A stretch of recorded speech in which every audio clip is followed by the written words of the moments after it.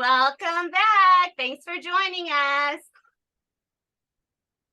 We're back with another little mini video and a little update. Our launch went really well. We didn't really tell anybody before we did it. It was our little secret baby. And we made our goal of relaunching on our 6-month reconnect anniversary when we refound each other on Instagram. And so we're back with a little more. Yes, thank you guys to everybody who's been supporting us so much. Just a few comments that we've gotten from people who don't know us at all and feel comfortable sharing part of their story has been already inspiring us. That's why we're here today making a quick video, because we just wanted to share some more. We thought it would be important just quickly to discuss the difference between our experience as public Scientologists who grew up children of not staff members or Sea Org members versus people who did grow up in the Sea Org or as staff and had that as staff kids and had that experience, because it's very different. And I think something cool about our channel is that we'll be providing a perspective from the public side of it, where I was I was sent to Scientology schools my whole life.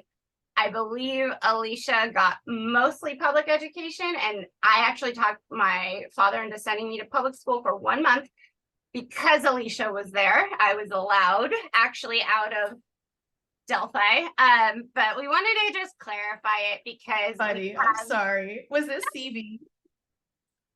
If Elysia is allowed to do it, so we just want to clarify that. So Elysia, you want to talk about how your experience was? Yeah, it was a little more normal in the sense that we lived in our own house.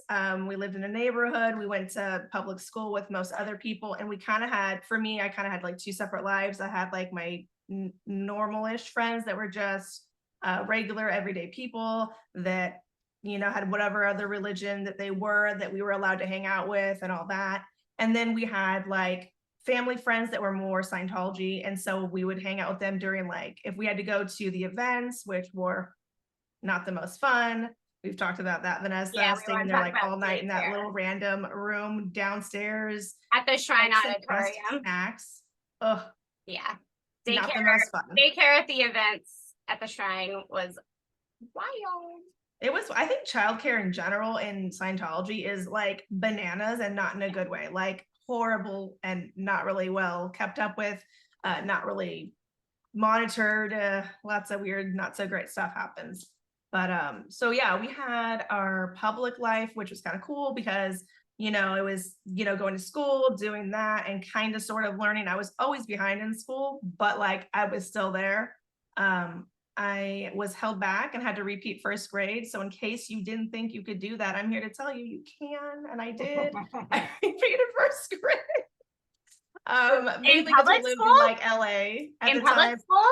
Yeah, public school. We lived in like LA at the time. And so the public school closest to us was all Spanish speaking. Me and my older sibling were the only people that were not Hispanic. And so the teachers taught in Spanish. And so I just sat there and like cut out paper and, did my own little coloring and not really learning. And so when we moved to the suburbs, I didn't really get a whole lot of the core stuff down. And my teacher was like, she probably needs to repeat. So I did. So I was always the oldest in my grade because of that, which was fine. I mean, I was in ESL too in elementary school, and English is my first language. So I wasn't learning how to learn properly in life and at school. So it was different, but I always liked my teachers. Most of them were pretty cool. And it was such a nice safe space for me because it had nothing to do with anything else besides just school and learning. So I always have like fond memories, and I always liked to go to school. And when I was older and I was taken out of school, I fought really hard to get back into school because I felt like it was a very important thing, and I still do. So that's definitely another topic that we can touch on probably in another video, just that education in Scientology families and the world is really not looked at as a good thing or a necessity. And it's not something that most Scientology parents really promote that much. Yeah. At The all. Scientology education is the most important kind of. Right.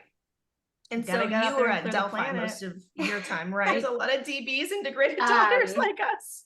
Yeah, I went to all Scientology school. I did Delphi at age 11 to like 14, but before that I was at a school called Academy for Smart Kids, which was Leah Rebney's mom was my teacher when we were young. So their family is awesome and great people. And when they left, my mom was off, even though they're like our family friends. And then I went to a variety actually of different Scientology schools. There was like an extension program for that, the California Ranch School. I went to a school called the Nielsen Academy, and then Delphi too. And so it was so important for Scientology parents to send their kids to Scientology schools if you're public. Most public work for other Scientologists, like our parents or our two fathers did. Their company ended up moving them to Clearwater, Florida when we were 15-ish. And both Elysia and I tried to move there. I didn't last long, but she stayed.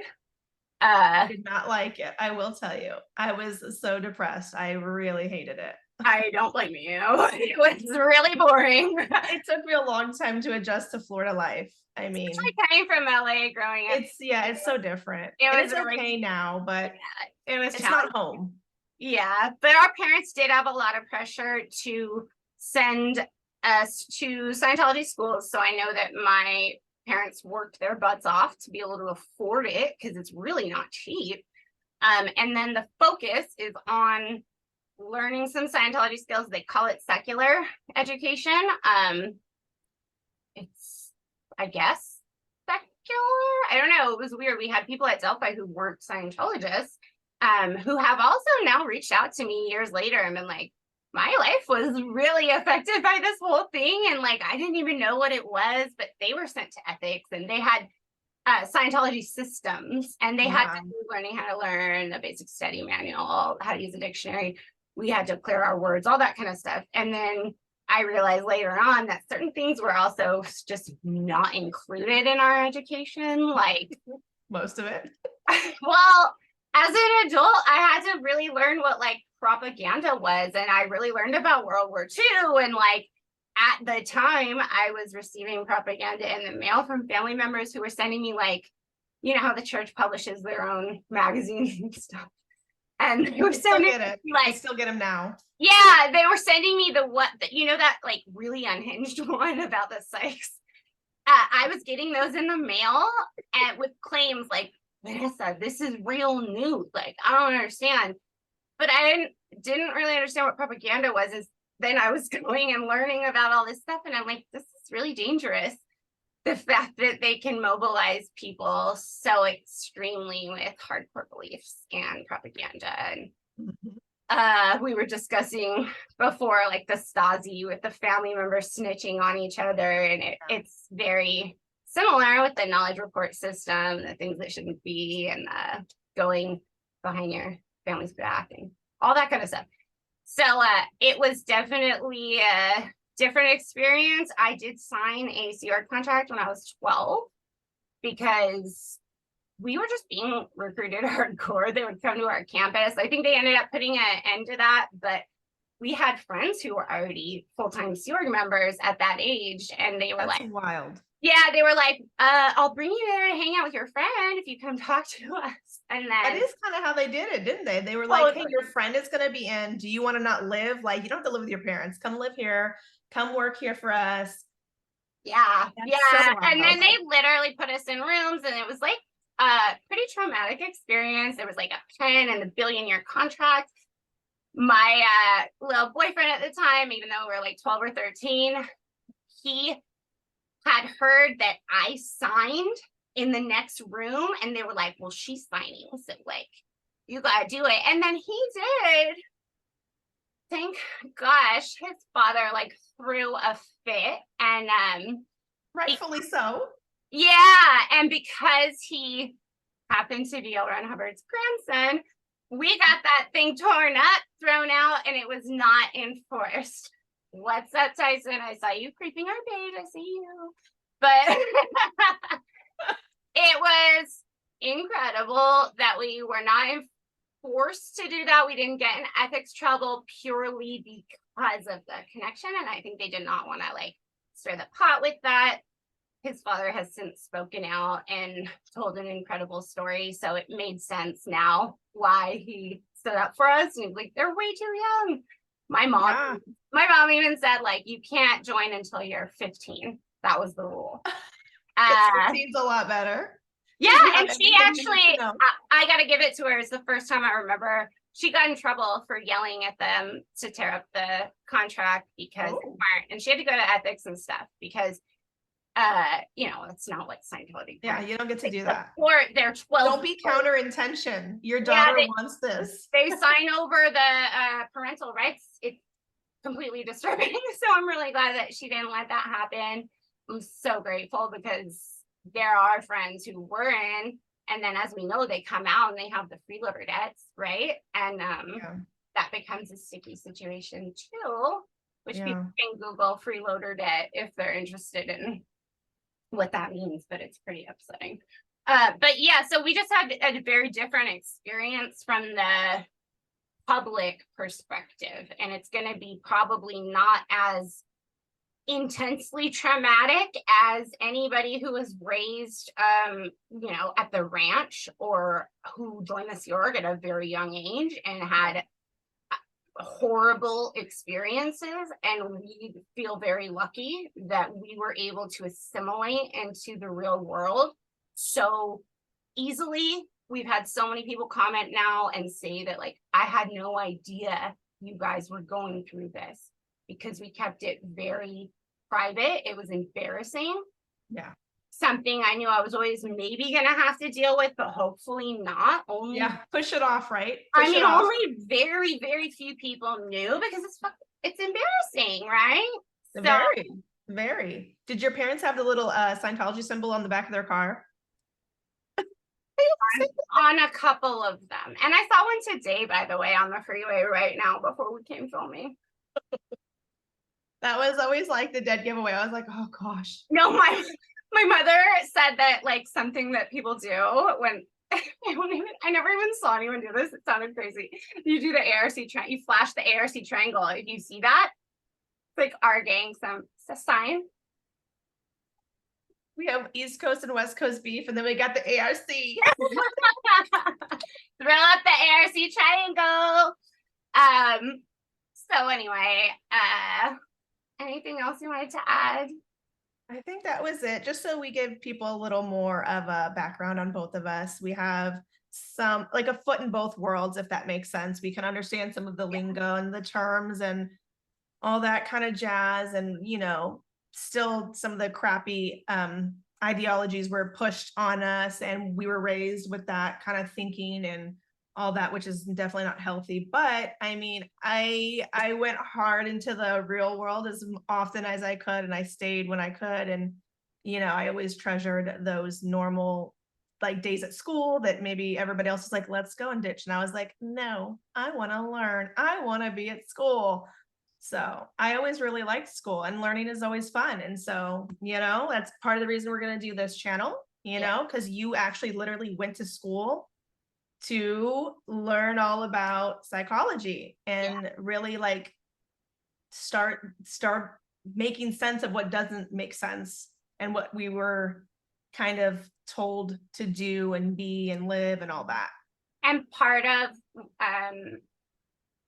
wanting to become educated and it's why it's taken me 7 years to really speak comfortably, is because I think a lot of us who were raised in are afraid of sounding stupid to the WOG world or the outside world. We're literally like, sometimes we just don't know things because of how we were raised, and we don't want to sound like idiots. So we tend to talk to each other, and it creates still that us versus them kind of thing.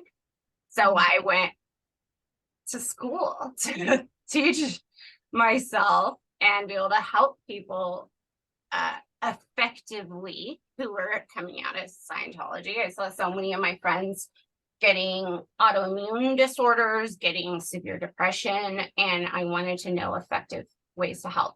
Also, I wanted to mention that my mom was studying the technical side of everything while I was growing up. She was constantly on the phone with Sea Org members. They were always coming to our house. We moved to Los Angeles so that she could, from San Diego, so that she could be closer to the church.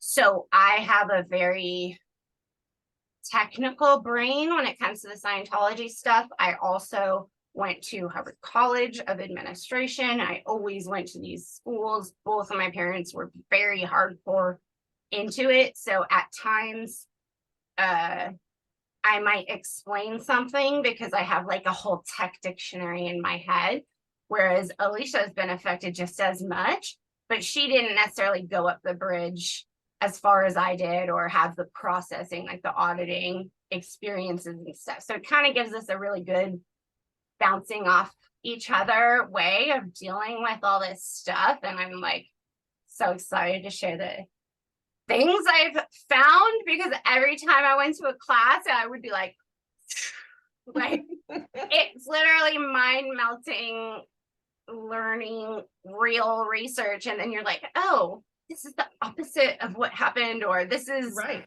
this concept, but slightly perverted. And Yeah. the school, Take it out of context. yeah, and the school I ended up going to, the first class I signed up for, it was called Psychology of Stress, because I wanted to learn why my body was shutting down and why I was so exhausted and Yeah. why people around me were getting sick, who were dealing with disconnection and all this stuff. And I knew it wasn't PTS, but I had a feeling it had to do with stress. Right. And I couldn't even say stress. That was like a psyche word to my mother. Right. Yeah. That's a no-go. No go. Yeah. So that was my that semester, signed up for that, signed up for a group dynamics class, which was life-changing. And I also signed up for Psych 1.